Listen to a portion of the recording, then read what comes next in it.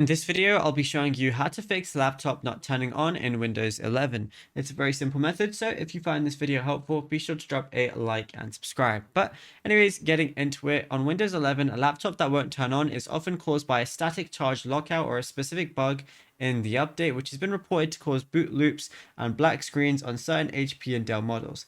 If your power light is on or blinking but the screen is totally black, your laptop might be stuck in a zombie power state. So unplug the power adapter and any USB devices and press and hold the power button for a full 60 seconds and keep holding it even if the lights flicker. Then plug the power adapter back in and try turning it on normally. And this can work because it forces the motherboard to discharge static electricity and resets the power management app. And if you hear the fan spinning and the keyboard lights are on but the screen is dark, the Windows 11 graphics driver may have crashed during startup, so press the Windows key, Control and Shift and B all at once, and you should hear a short beep and the screen will flicker as the graphics driver restarts. If you hear no beep, try plugging your laptop into a TV or monitor via HDMI, and if you see a picture on the TV, your laptop's internal screen cable may be loose or the backlight has failed. But yeah, it's as simple as that. Now if you found this video helpful, be sure to drop a like and subscribe.